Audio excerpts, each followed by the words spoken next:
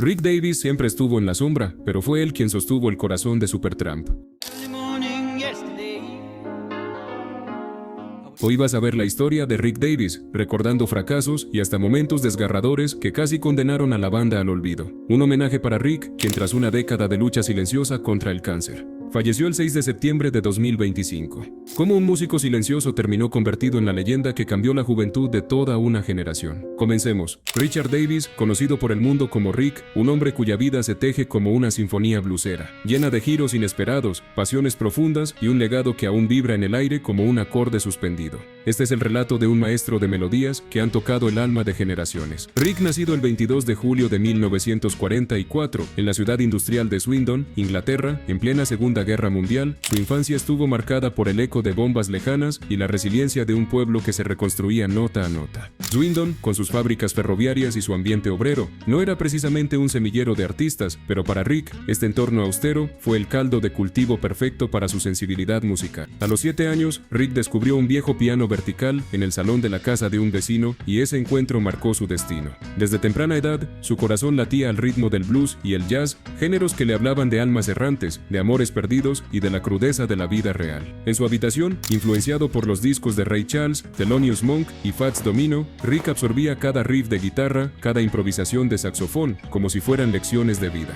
Rick era un artista, un hombre de oficio que encontraba su verdad en las teclas de un teclado. A los 16 años, Rick ya tocaba en pubs y clubes de Swindon, enfrentándose a audiencias indiferentes, mientras él interpretaba covers de blues, tocaba canciones de Muddy Waters y Howlin' Wolf, pero también comenzaba a componer sus propias piezas. Rick no buscaba fama, buscaba autenticidad. Se unió a bandas locales como The Joint y The Lonely Ones, donde pulió su estilo, fusionando el soul del blues con la complejidad armónica del jazz. Estas agrupaciones, aunque efímeras, le dieron la libertad de experimentar. En The Joint, por ejemplo, Rick comenzó a incorporar progresiones de acordes inspiradas en el jazz modal, algo inusual para los circuitos de pubs ingleses de la época. Sus composiciones tempranas eran introspectivas, cargadas de una melancolía que reflejaba su personalidad seria y pragmática. No era el tipo de músico que posaba para las cámaras, era el que se quedaba hasta el amanecer, perfeccionando un solo de piano hasta que sonara como un lamento del alma.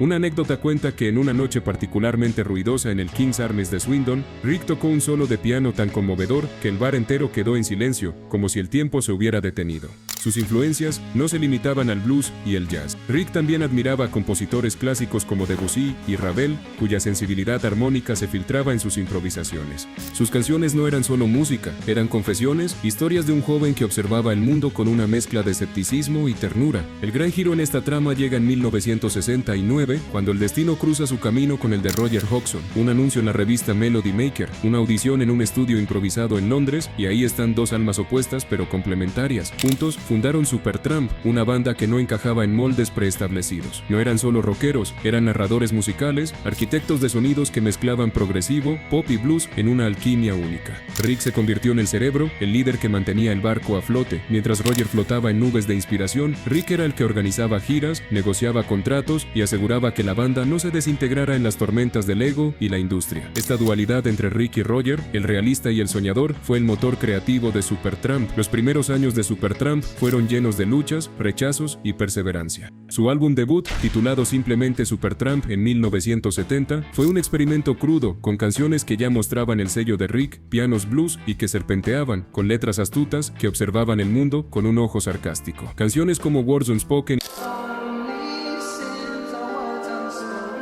y Surly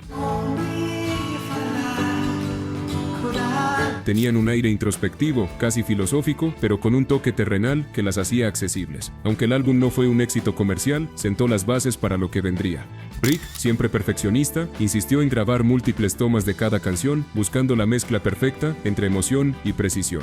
El verdadero despegue vino con Crime of the Century en 1974.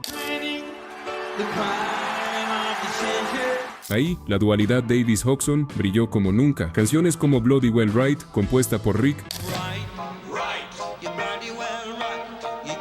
estaban llenas de ironía sobre la burocracia y la hipocresía social. Con su riff de piano inicial, contundente y descarado, la canción era la forma de Rick de decir, sí, el mundo es un caos, pero bailemos con él. El álbum vendió millones, catapultando a la banda a la fama, pero Rick permaneció en las sombras, dejando que la luz iluminara a los demás. En las entrevistas, respondía con monosílabos, prefiriendo que su música hablara por él. Una vez, cuando un periodista le preguntó qué lo inspiraba, Rick respondió con un seco: la vida. Y eso era todo lo que necesitaba decir. A medida que la banda crecía, las contribuciones de Rick se volvían más profundas, como capas que rellenaban la escena musical. En Crisis, What Crisis, de 1975, su canción Ain't Nobody But Me era un himno bluesero, con riffs de piano que evocaban los bares de Nueva Orleans. La canción, con su tono desafiante y su energía cruda, mostraba a un Rick en plena forma, capaz de combinar la sofisticación del rock progresivo con la visceralidad del blues. Pero fue en Even in the Quietest Moments, de 1977, donde su maestría se reveló plenamente. Aunque el álbum es recordado por Give a Little Bit de Hodgson, las piezas de Rick, como From Now On, eran joyas introspectivas, con arreglos orquestales que pintaban paisajes sonoros cinematográficos. El pináculo llegó con Breakfast in America en 1979,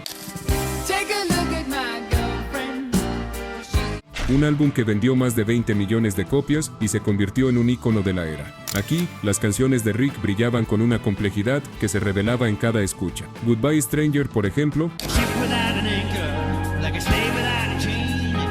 no era solo un hit radial, era una instantánea de la vida, con letras que exploraban la desilusión amorosa y la ironía del paso del tiempo. La canción, con su piano juguetón y su estribillo infeccioso, era Rick en su esencia, cínico pero tierno, pragmático pero apasionado. The Logical Song y Take the Long Way Home eran de Hodgson, pero el equilibrio lo proporcionaba Rick con tracks como Chill of Vision, donde su piano orquestal elevaba a la banda a niveles sinfónicos. La canción, con su estructura épica y su comentario sobre el materialismo, mostraba la versatilidad de Rick como compositor.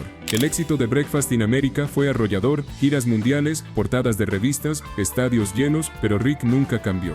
Seguía siendo un hombre serio, el que prefería una noche tranquila componiendo las fiestas estridentes. Sin embargo, como en toda gran historia, llegaron las tormentas. La tensión entre Rick y Roger creció, como dos fuerzas opuestas que chocaban inevitablemente. Roger buscaba espiritualidad y libertad creativa. Rick, estabilidad y control. En 1983, tras Famous Last Words, Roger dejó la banda, dejando un vacío que Rick tuvo que llenar. Lejos de rendirse, Rick tomó las riendas con determinación. Reformó Supertramp con nuevos miembros y lanzó Brother Where You Bound en 1985. Ahí, su canción Cannonball era un torrente de energía, con un piano furioso que parecía desafiar al destino. La canción, con su ritmo casi jazzístico y su intensidad, era un testimonio de la resiliencia de Rick, de su capacidad para reinventarse sin traicionar sus raíces blueseras. Los años siguientes fueron de altibajos, como olas en un mar agitado. Free as a Bird en 1987 y Some Things Never Change en 1997 mantuvieron viva la llama de Supertramp, con Rick al frente, componiendo y girando. Su estilo evolucionó, incorporando toques de funk y rock, pero siempre con ese piano como ancla. En 1999, It Was the Best of Times capturó la esencia de su madurez, letras reflexivas sobre el paso del tiempo, melodías que invitaban a la nostalgia. Canciones como You Win y Lost mostraban a un Rick más introspectivo, mirando hacia atrás en su carrera, con una mezcla de orgullo y melancolía. Más allá de los álbumes, lo que hace a Rick inolvidable es su influencia sutil en la cultura pop. Sus canciones han aparecido en películas como Magnolia o series de televisión, recordándonos que su legado trasciende generaciones. En Magnolia, por ejemplo, Goodbye Stranger se usó para subrayar un momento de introspección, capturando perfectamente la dualidad de alegría y tristeza que Rick siempre supo transmitir. Su música también ha inspirado a artistas de géneros tan diversos como el indie rock y el hip hop, con bandas como Radiohead y productores como Gota Dilla, citando a Supertramp como una influencia. influencia. Rick es el alma bluesera de Supertramp, el que le dio a la banda su sonido inconfundible. Esa mezcla de complejidad progresiva con la crudeza del blues, arreglos orquestales que suenan como bandas sonoras de vidas cotidianas. Canciones como Goodbye Stranger y Cannonball son más que hits. Son cápsulas del tiempo, instantáneas de emociones humanas universales. Goodbye Stranger es una letra sobre amores efímeros, con un piano que baila entre la melancolía y la alegría. Cannonball, por otro lado, es un cañonazo de energía que demuestra su versatilidad. No necesitaba los gritos del público para sentirse realizado. Su satisfacción venía de la creación misma, de dar gusto a la parte más introspectiva y honesta de nuestra existencia.